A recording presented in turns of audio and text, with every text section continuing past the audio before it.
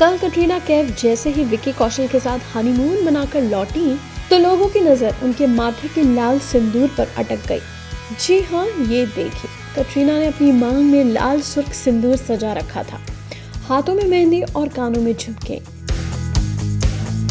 यानी कुल मिलाकर कटरीना का अंदाज उस सुहागन की तरह था जिसने अपने सुहाग के नाम को सिंदूर बनाकर अपनी मांग में सजा लिया है। लेकिन कटरीना के इसी सिंदूर ने कल एक सवाल का बवाल भी खड़ा कर दिया, और सवाल ये है कि क्या विक्की से शादी के बाद कटरीना ने हिंदू धर्म स्वीकार कर लिया है। दरअसल मांग में लाल सुर्ख सिंदूर सजाने की प्रथा हिंदुइज्म में ही है, इसलिए ये सवाल उठाए जा रहे हैं।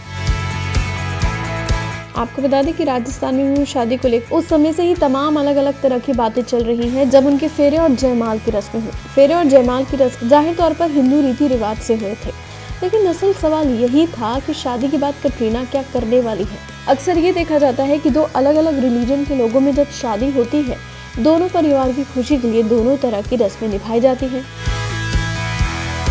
लेकिन एक बार शादी हो जाने के बाद ये पूरी तरह से लड़की या लड़के के ही चॉइस होती है कि वो किस फेथ या रिलीजन की तरफ अपने आप को लेकर जाते हैं। अगर देखा जाए तो विक्की कौशल एक हिंदू पंजाबी फैमिली से ताल्लुक रखते हैं, तो वहीं कटरीना कैफ एक मुस्लिम ब्रिटिश है। कटरीना के पापा मुस्लिम थे और माँ ब्रिटिश थी, यानी कटरीना के जीवन में इस्लाम और चर्च दोनों की ही जगह रही है। लेकिन हनीमून के बाद जब वो लौटी तो मांग में लाल सिंदूर लगाए उनका अंदाज एक हिंदू बहू जैसा ही था। आपको बता दें कि इस्लाम में या फिर क्रिश्चियनिटी में मांग में लाल सिंदूर सजाने जैसी प्रथाएं नहीं चलती। हालांकि कटरीना ने ये सिंदूर शौकिया तौर पर लगाया है, या फिर आगे आने वाले दिनों में भी वो विक्की के नाम का सिंदूर अक्सर अपने माथे पर यूं ही लगाए नजर आएंगी। ये देखना काफी दिलचस्प होगा। वैसे आपको ये भी बता दें कि फिल्म इंडस्ट्री के लिए ये नया बिल्कुल भी नहीं है। देखा जाए तो इससे पहले बॉलीवुड में काफी इंटर रिलीजन शादियां हुई हैं, और इस तरह की शादियों के बाद कुछ मामलों में लड़के लड़की ने अपना धर्म बदला, तो वहीं कुछ मामलों में किसी के धर्म और बिलीफ पर कोई असर नहीं पड़ा, और ना ही उन्होंने इसके लिए कभी पब्लिकली बात की। उदाहरण के लिए सबसे बड़ा एग्जाम्पल शाहरुख खान और गौरी की जोड़ी है। मुंबई के मन्नत बंगले में दोनों ही अपने अपने धर्म और मजहब को अपने अपने मुताबिक फॉलो करते हैं, और पिछले 30 सालों से भी ज्यादा वक्त से एक दूसरे के साथ प्यार से रह रहे हैं। तो वहीं एक दूसरा उदाहरण है धर्मेंद्र का भी, जिन्होंने हेमा मालिनी से दूसरी शादी करने के लिए इस्लाम कबूल किया था, क्योंकि वो अपनी पहली पत्नी को तलाक नहीं देना चाहते थे।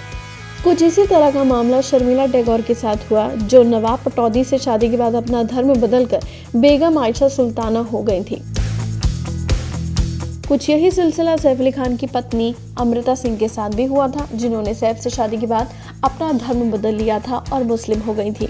हालांकि सैफ की दूसरी शादी जब करीना कपूर से हुई तो करीना ने अपने नाम के अंत में खान भले ही लगा लिया, लेकिन उन्होंने अपना धर्म नहीं बदला। यानी कुल मिलाकर शादी के बाद धर्म बदलने की ये चॉइस बहुत हद तक म्यूचुअल, यानी कि पति पत्नी दोनों की सहमति से होती है।